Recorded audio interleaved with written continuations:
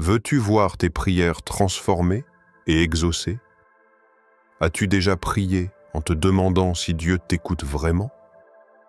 La bonne nouvelle, c'est qu'il existe 4 prières puissantes qui toucheront toujours le cœur de Dieu et obtiendront une réponse. Dans cette vidéo, je vais te révéler ces prières essentielles qui peuvent changer ta vie. Reste bien jusqu'à la fin, car la dernière prière est la plus profonde et peut t'apporter une paix indescriptible. Abonne-toi maintenant et active la cloche pour ne manquer aucune vidéo qui fortifie ta foi et t'aide à avancer avec Dieu. Prêt à découvrir ces prières qui vont révolutionner ta relation avec Dieu? Alors, c'est parti. 1.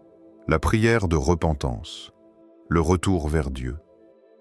Imagine un homme qui marche seul dans une ruelle sombre. La pluie tombe, chaque goutte résonne comme un rappel de ses erreurs passées. Il s'arrête, le souffle court, et fixe son reflet dans une vitrine poussiéreuse. Ce qu'il voit ne lui plaît pas. Son regard trahit le poids des fautes accumulées, les mauvais choix, les opportunités gâchées. Un murmure intérieur monte en lui. Il est trop tard pour moi. Mais est-ce vraiment le cas? L'histoire du fils prodigue est une réponse éclatante à cette question. Ce jeune homme avait tout pour réussir. Il était issu d'une bonne famille. Il avait un père aimant, une maison où il ne manquait de rien. Pourtant, poussé par l'orgueil et l'illusion de liberté, il a pris son héritage et s'est jeté dans une vie de plaisir éphémère. L'argent coulait à flot, les amis ne manquaient pas, jusqu'au jour où tout s'est écroulé. Fini les festins, terminé les soirées folles. Il s'est retrouvé seul, affamé, au point d'envier la nourriture des cochons qu'il devait nourrir. C'est là, dans l'abîme de sa détresse, qu'il a eu une révélation. Je vais retourner chez mon père. Ce moment est crucial.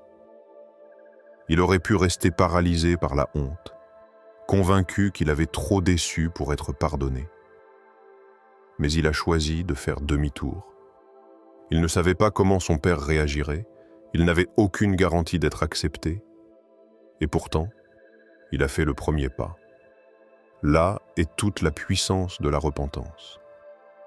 Ce n'est pas un simple regret, ce n'est pas juste une douleur face aux conséquences de nos actes. C'est un choix radical de revenir à Dieu.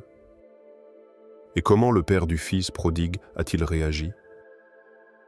Alors que son fils était encore loin, il l'a vu. Il ne l'a pas attendu avec les bras croisés et un regard sévère, non.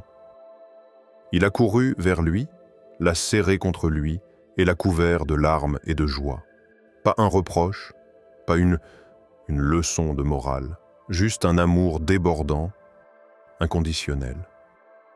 C'est exactement ainsi que Dieu nous accueille lorsque nous revenons à lui. Peu importe à quel point nous avons erré, il est prêt à nous restaurer.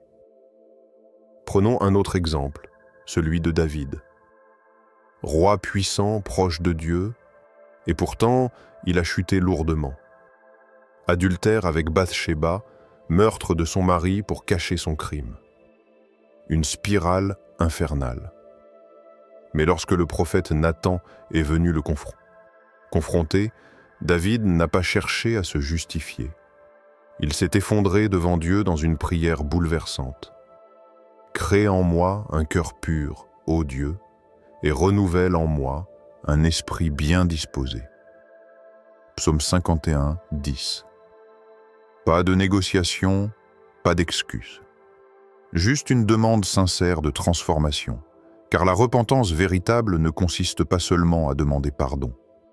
Elle implique une transformation intérieure, un cœur renouvelé, un changement de direction. Dans notre quotidien, nous avons tous des moments où nous nous éloignons, par orgueil, par distraction, par faiblesse. Mais la bonne nouvelle, c'est qu'il suffit d'un pas vers Dieu pour qu'il fasse le reste du chemin. Alors pose-toi cette question. Y a-t-il quelque chose qui te retient loin de lui? Si oui, sache que ton Père t'attend. Peu importe tes erreurs, peu importe le poids de tes fautes. Son amour n'a pas diminué. Il est prêt à te restaurer, à t'accueillir, à te revêtir d'une nouvelle identité. Tout commence par une prière sincère. Et si aujourd'hui était le jour de ton retour? 2. La prière pour la sagesse. Voir avec les yeux de Dieu. Imagine un instant que tu sois face à un choix crucial. 2 portes s'ouvrent devant toi. L'une semble brillante, séduisante, remplie de promesses immédiates. L'autre est plus sobre, plus discrète. Mais quelque chose en toi te dit qu'elle mène à un avenir meilleur. Que fais-tu? Nous sommes constamment confrontés à ce genre de dilemme. Qui épouser? Quelle carrière choisir? Comment réagir face à l'injustice? Le problème, c'est que nous nous fions souvent à notre instinct, à nos émotions, ou pire, à l'opinion des autres. Mais est-ce suffisant? La Bible nous montre qu'il existe un don bien plus précieux que l'intelligence, la richesse ou le succès, la sagesse. Et l'histoire de Salomon en est la preuve éclatante. Salomon, l'homme qui a demandé ce que personne ne pense à demander. Le roi Salomon était jeune lorsqu'il a hérité du trône d'Israël. Il aurait pu demander n'importe quoi à Dieu, des armées puissantes, des coffres remplis d'or, une renommée sans limite. Mais non, dans un songe, Dieu lui pose une question stupéfiante. « Demande-moi ce que tu veux, et je te le donnerai. » 1 Roi 3:5.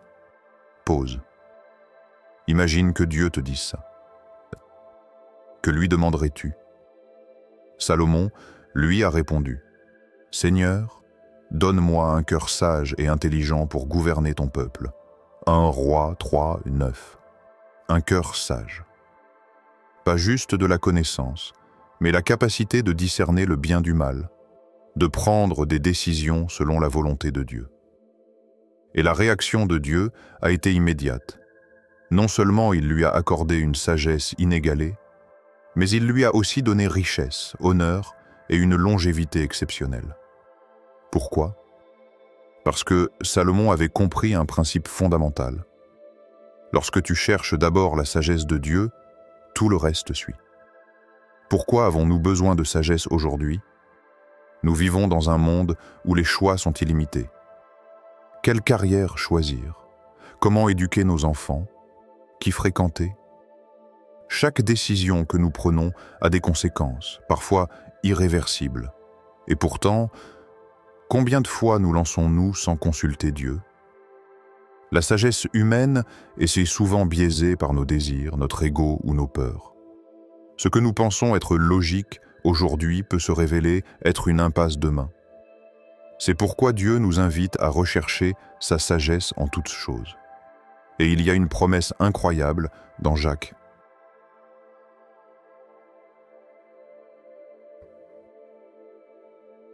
Si quelqu'un d'entre vous manque de sagesse, qu'il la demande à Dieu, qui donne à tous généreusement, sans faire de reproche.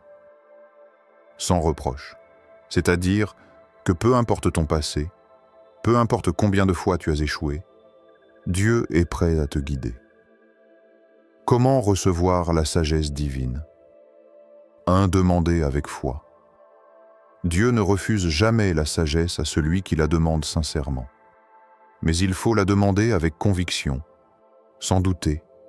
Jacques. Itonique 6. 2. Lire la parole. La Bible est remplie de principes de sagesse. Elle éclaire nos décisions et nous évite bien des pièges. 3. Être à l'écoute du Saint-Esprit. Dieu parle à travers notre conscience, à travers les circonstances et même à travers d'autres personnes. Il faut apprendre à reconnaître sa voix. 4. S'entourer de conseillers sages. Proverbe 11:14 dit « Là où il n'y a pas de direction, le peuple tombe. Mais dans l'abondance de conseillers, il y a la sécurité. » Ne cherche pas les conseils des gens qui te disent seulement ce que tu veux entendre. Cherche ceux qui te diront ce que tu as besoin d'entendre. Un dernier test pour toi. Prenons un exemple. 2 choix s'offrent à toi. L'un semble facile, Il te donne un gain immédiat, mais il va à l'encontre des valeurs de Dieu. L'autre est plus difficile, demande de la patience, mais est en accord avec sa volonté. Lequel choisis-tu? La sagesse, ce n'est pas toujours prendre le chemin le plus simple. C'est choisir le bon chemin, même quand il est plus ardu. Dieu est prêt à te guider. Il attend juste que tu le lui demandes. 3. La prière pour la force dans l'épreuve. Dieu nous soutient. As-tu déjà été brisé par une épreuve? Un moment où tout semble s'écrouler, où l'avenir paraît sombre, où tu n'as plus la force d'avancer. Peut-être que tu es là en ce moment même. Peut-être que tu te bats contre une maladie, un deuil, une injustice ou une souffrance intérieure que personne ne voit. Tu es fatigué, tu es à bout. Mais écoute bien ceci. Tu n'es pas seul. Quand tout s'effondre, où trouver la force? Il y a un homme dans la Bible qui a tout perdu. Job. Riche, respecté, entouré d'une belle famille, il menait une vie paisible. Et puis, du jour au lendemain, tout lui a été arraché. Ses enfants, ses biens, sa santé. Il s'est retrouvé couvert de plaies, assis dans la poussière, incompris par ses amis, abandonné par sa femme. Maudit soit le jour où je suis né. Job 3:11. Peut-on vraiment lui en vouloir? Qui aurait tenu bon dans une telle épreuve? Et pourtant, même au plus profond de sa détresse, Job n'a pas renié Dieu. Il a crié, il a questionné, il a pleuré, mais il est resté accroché. Et à la fin, après l'épreuve, Dieu l'a restauré au-delà de ses espérances. Mais il y a aussi des épreuves qui ne s'effacent pas d'un coup de baguette magique. Parfois, Dieu ne nous délivre pas immédiatement, mais il nous donne la force d'endurer. Quand la souffrance reste, la force de Dieu se manifeste. L'apôtre Paul, un homme qui a bouleversé l'histoire du christianisme, a connu l'épreuve dans sa chair. Battu, emprisonné, rejeté. Il portait aussi ce qu'il appelait une écharde dans la chair, une souffrance qui ne le quittait jamais. Il a prié 3 fois pour que Dieu l'en délivre. Et quelle a été la réponse de Dieu? Ma grâce te suffit, car ma puissance s'accomplit dans la faiblesse. 2 Corinthiens 12:9. Waouh! Dieu ne lui a pas retiré sa souffrance, mais il lui a donné la force de la traverser. Alors Paul a pu déclarer cette phrase qui semble insensée. Quand je suis faible, c'est alors que je suis fort. Parce que la force que Dieu donne ne dépend pas de nos propres capacités. Elle dépasse notre compréhension. Jésus lui-même a connu l'angoisse. Pense à Jésus, cette nuit-là, dans le jardin de Gethsémané. Le poids du monde entier sur ses épaules. Il savait ce qu'il attendait. La trahison, l'humiliation, la torture, la croix. Il était Dieu, mais il était aussi humain. Il a ressenti la peur, l'angoisse. Mon âme est triste jusqu'à la mort. Matthieu 26:38. Alors, il a prié. Père, si tu veux, éloigne de moi cette coupe. Toutefois, que ta volonté soit faite et non la mienne. Il aurait pu fuir, mais il est resté. Il a trouvé la force de dire oui à la mission. Pourquoi? Parce que Dieu l'a soutenu. Et toi, quand la tempête frappe, que fais-tu? Te laisses-tu emporter par le vent ou t'accroches-tu à Dieu comme à une ancre incassable? Comment recevoir la force de Dieu dans l'épreuve? Crie à lui, même dans ton désespoir. Job a crié, Paul a prié, Jésus a pleuré dans le jardin. Dieu n'a jamais dit qu'il fallait cacher sa souffrance. Reconnais que tu ne peux pas tout porter seul. Dieu ne t'a jamais demandé d'être un héros solitaire. Il est ta force. Crois que même si l'épreuve dure, il ne t'abandonnera pas. Il t'aime trop pour te laisser tomber. Et si, au lieu de dire « je n'en peux plus », tu disais « Seigneur, sois ma force ». Parce qu'au fond, ce n'est pas à toi d'être fort, c'est à lui. 4. La prière pour que la volonté de Dieu s'accomplisse. Imagine. Tu es sur un bateau, naviguant sur une mer calme. Le soleil se reflète sur l'eau. Tout est paisible. Tu tiens fermement la barre, tu contrôles ta trajectoire. Mais soudain, le ciel s'assombrit. Le vent se lève, les vagues se déchaînent, le bateau tangue violemment et tu perds le contrôle. Tu luttes, tu veux reprendre la barre, mais plus tu essaies, plus la tempête t'emporte. Et puis, au plus fort du chaos, une voix te parle dans le tumulte, lâche prise. Fais-moi confiance. C'est exactement ce que représente la prière pour que la volonté de Dieu s'accomplisse.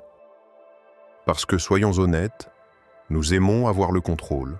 Nous voulons que les choses se passent selon nos plans. Nous avons nos rêves, nos ambitions, nos idées bien précises de ce que devrait être notre vie. Mais que se passe-t-il quand Dieu a un autre plan? L'exemple ultime, Jésus à Gethsémanée. La nuit avant la croix, Jésus savait ce qui l'attendait. La trahison, l'abandon, la souffrance, la mort. Il aurait pu fuir, il aurait pu se battre, mais au lieu de cela, il a prié. Père, si tu veux, éloigne de moi cette coupe. Toutefois, que ta volonté soit faite et non la mienne. Luc 22, 42. Waouh! Jésus savait que la volonté de Dieu passait par un chemin de douleur, mais aussi par un chemin de gloire. Parce que la volonté de Dieu est toujours parfaite, même quand nous ne la comprenons pas sur le moment. Pourquoi est-ce si difficile de prier ainsi? Parce que cela demande une foi totale. Nous avons peur. Et si ce que Dieu veut pour moi ne correspond pas à ce que je veux? Nous doutons. Et si je passe à côté d'une opportunité? Nous résistons. Je préfère garder le contrôle. Mais Romains 12:2 nous donne une clé précieuse. Ne vous conformez pas au siècle présent, mais soyez transformés par le renouvellement de l'intelligence, afin que vous discerniez quelle est la volonté de Dieu, ce qui est bon, agréable et parfait. Ce verset nous dit que la volonté de Dieu est bonne, agréable, parfaite, pas médiocre, pas incertaine, parfaite. Comment prier pour la volonté de Dieu? 1. Abandonner nos propres plans. Nous devons accepter que nos projets ne sont pas toujours alignés avec ce que Dieu a préparé. 2. Lui faire confiance, même quand tout semble flou. Nous ne voyons qu'un bout du chemin. Lui voit toute la route.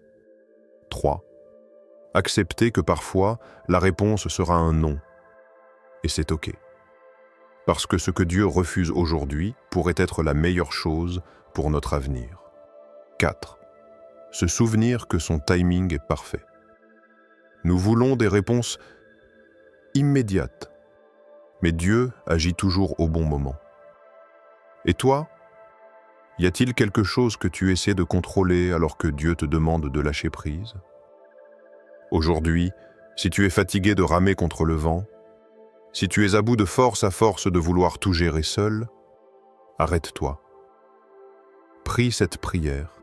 Seigneur, je ne comprends pas toujours tes plans, mais je choisis de te faire confiance. Que ta volonté soit faite dans ma vie. Et regarde comment Dieu va te conduire là où tu n'aurais jamais imaginé aller.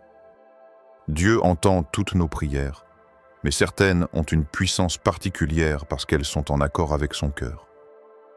La prière de repentance nous rapproche de lui. La prière pour la sagesse nous éclaire. La prière pour la force nous soutient. Et la prière pour sa volonté nous guide sur le bon chemin.